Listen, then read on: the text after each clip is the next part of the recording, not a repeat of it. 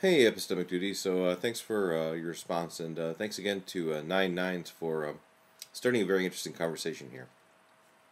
So you're saying you want to argue that 1984 is neither modern empiricist nor subjectivist. Well, I agree with you that the party in 1984 is not subjectivist at all.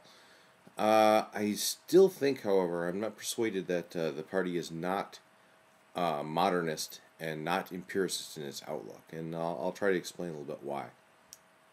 Okay, um, you start out. I mean, your point of departure really here is that the party is all about power, right? The party is for power's sake, and you say something like, the party can't be interested in truth because if it was interested in truth, that would subordinate, its desire for power would be subordinated to desire for truth somehow, right?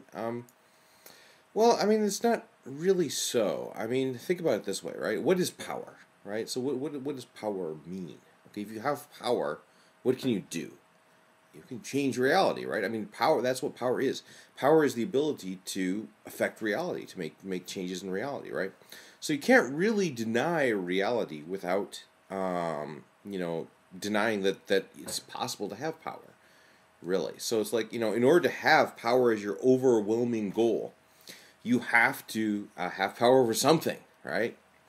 I think it is fair to say that the party is very idealistic in terms of Berkeley's kind of idealism, or the idealism of who the sinners in the hand of the anger god, Jonathan Edwards, right? Jonathan Edwards style idealism, but the party does not. I mean, the party cannot, for example, deny that other people exist, right? Because that's what it has power. That's what it has power over, right? The party does not deny that other minds exist. The party is not skeptical at all, right? So I think the party very much has to believe in reality because otherwise there'd be nothing to have power over.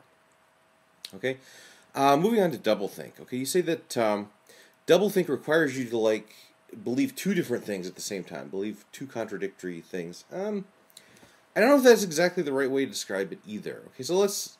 I mean, the example of doublethink that was given in Orwell is Winston holds up two fingers and says 2 + 2 = 5, right?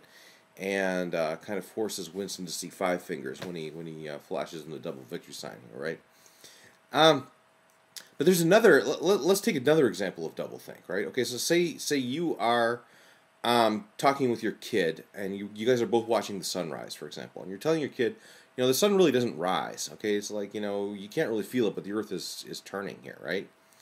And it's like it's right there. Your sun, the sun is rising. You see with your own eyes, the sun is moving in the sky, right? And your feet tell you that the Earth is not moving, right? But yet you're supposed to, you feel the truth of the Earth not moving. You see the truth of the sun moving, but yet you're supposed to deny that, and you're supposed to say, well, it's not really happening. I mean, it's just like what's really happening is the Earth is really rotating around its axis. And it's like, can you hold on to your truth of one, right? Can you say, no, I know what I see with my own eyes. You can't tell me this. I mean, you'd be laughed out of the room, right? If you did this. So I think really what doublethink is that kind of thing. I mean, we engage in doublethink if we are Copernicans, really. Every day we go outside and we see with our own eyes the sun move across the sky, right? But we deny that reality and norm with everybody else, right? Okay, you say that Newspeak was designed to destroy concepts. It wasn't designed to represent reality. It wasn't designed to talk about objective external reality. It was designed merely to destroy concepts. It's true. Newspeak was designed to destroy concepts, right? But I don't think it was designed not to be representative. I think it was designed to be representative of a particular society that the party wanted to create. And this idea of destroying concepts for the purposes of making it very hard to think about things, or hard to think in certain ways, is it's not just because you're changing your language doesn't mean you're denying external reality.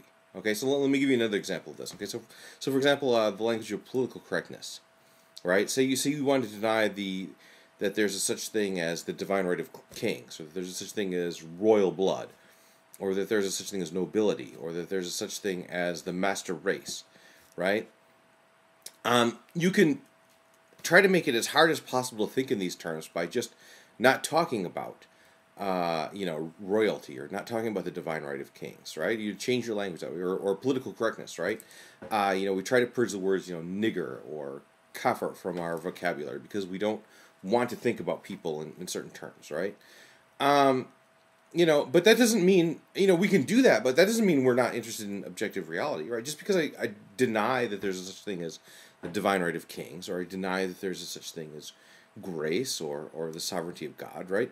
That doesn't mean I'm not interested in objective reality necessarily, right? So just rearranging your language doesn't, in and of itself, mean that the party is not interested in some sort of objective reality, right? Newspeak doesn't let you talk about things like liberty, equality, fraternity, and all this kind of stuff, right? But it does allow you to think about CrimethInc, right? And it sure as hell allows you to think about Big Brother. So it's not like Newspeak is anti-representationalist, or Newspeak is anti-realist at all, right?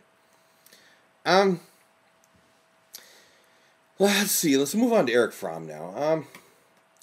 Eric Fromm doesn't know pragmatism from a bunch of bananas, man. Okay, it's like Eric Fromm reminds me of these. Have you ever met one of these types who come here, like say they come from a very religious country, right? And they come and they look at a girl in a miniskirt and they say, "Oh, this is a moral decay of the West." It's like this is like the side of you have a horrible society here in America because your women are allowed to wear miniskirts, right? Or this kind of stuff, right? I mean, it's like Eric Fromm is in this. I put him in the same category here, right? He comes here, right? Because Europe has pretty much completely destroyed its culture, right? In one vast paroxysm of, 2 world wars, destroying one of the best cultures humanity's ever created. So he comes to the United States, and then he says that pragmatism is what George Orwell is talking about in 1984 here. I mean, what is so seriously wrong with this? I mean, if George Orwell would sit down with John Dewey and talk about politics, okay, they were the same. They had the same politics, man. Both George Orwell and John Dewey were democratic liberal socialists, man. So there's something wrong here. Something doesn't fit with this picture, okay? And what doesn't fit with this picture is Eric Fromm's complete, unzippedness from reality when it comes to what the pragmatist had to say about truth. I mean, it's like, how could you possibly say this, that somebody like John Dewey, okay, was at all in the same category as the party in 1984? I mean, it's just not right. So I'm sorry, but I can't take Eric Fromm personally seriously at all here, right? I mean, when he's talking about, truth is proven by a consensus of millions.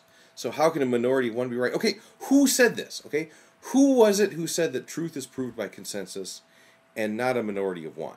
Right? Who was that? Whose idea was that?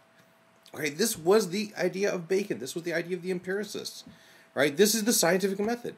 It's not just one scientist says that this is okay, or one scientist says that eating bananas will cure cancer, for example, right? I mean, it has to be reproducible. It has to generate consensus. It has to pass peer review, right?